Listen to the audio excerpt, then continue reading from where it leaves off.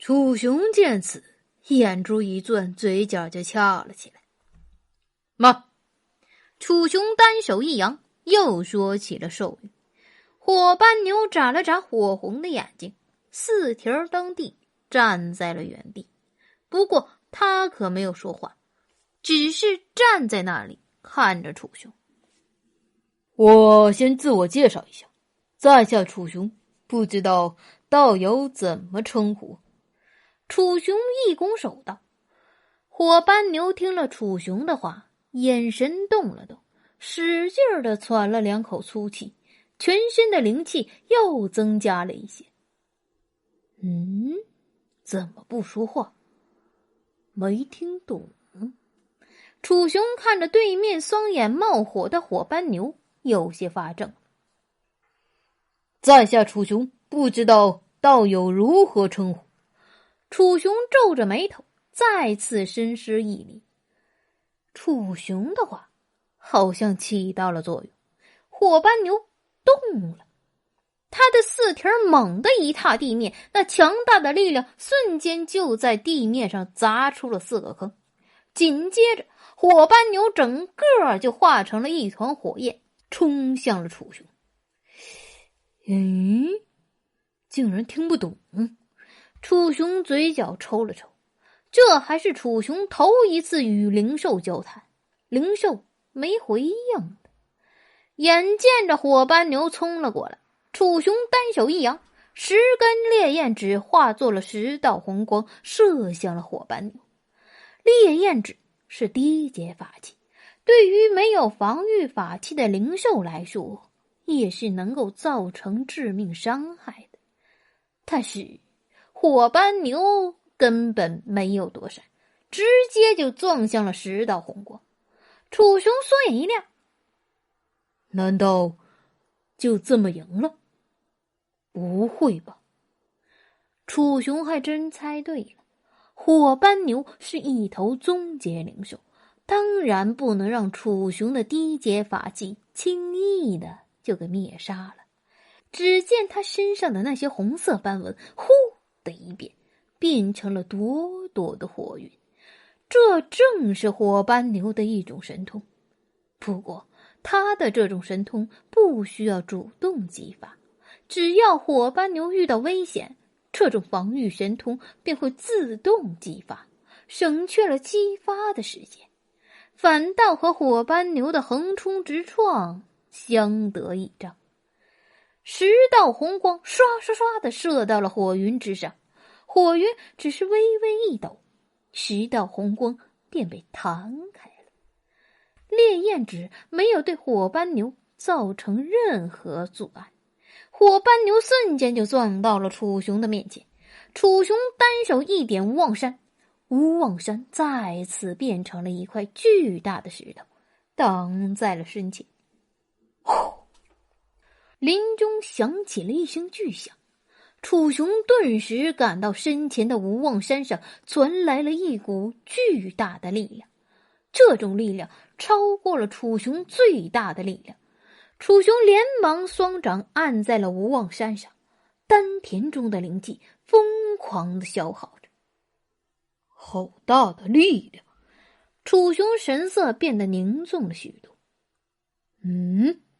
忽然一股炙热从无妄山的侧面传了过来，那是火斑牛身上的火焰热量。楚雄感受到了对面传来的阵阵热浪，体内的灵气一提，同时手中法诀一掐，身周立刻出现了一层防护罩。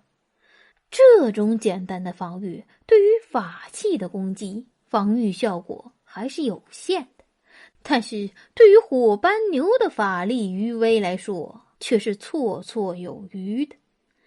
正在这时，远处传来了一阵惊呼。怎么可能？楚雄只感觉心中一震，慌忙扭头朝着声音的方向看了过去。那里有一个人，正是张家的那名黑衣汉子。此时的那名黑衣汉子单手御使着法器攻击着林安，可是他的双眼却死死地盯在楚雄身上的土黄色光罩上。不好！楚雄心中一跳，脑中顿感不妙，因为他一直都是作为临安的灵兽露面的，每次使用道术也都是紧挨着临安的，让人误会是临安给他施展的道术。可是这次临安离他太远了，而他身上出现的道术不用想就是他自己释放的。必须杀了他！楚雄双眉一挑，知道他今天绝对不能放对手走了，否则以后必然有无穷无尽的麻烦。一头黑熊能够掐诀念咒，相信那个黑汉子也没见过，否则他也不会吃惊了。楚雄心中杀心一起，出手就不再留情。小神通！楚雄心中一声低喝，原本6米的身高再次一掌，在楚雄全身充沛的灵力灌注之下，顷刻之间他的身高就长到了7米。此时的楚雄全身肌肉隆起，身材变得又高又大，他变身刚一结束，立刻一个闪身跳到了火犀牛的侧面。既然你听不懂我的话，那我也不能再留情了。楚雄口中低声说道，接着他举起了右掌，右掌在楚雄的控制下疯狂的变大，然后楚雄的右掌拍向了火斑牛。火斑牛刚才为什么不回答楚雄？因为他根本就没听懂楚雄的话。灵兽与灵兽不同，有的灵兽天生智力过人，智力最高的甚至能够与人媲美，但是更多的灵兽智力却是有些低的，最低的甚至不能说话。而楚雄面前的这头火斑牛虽然是一头宗阶灵兽，实力也是很强大，但是它的智力却不是很高的，根本无法用言语交谈。正是因为他的智力不高，所以反应自然也是慢的。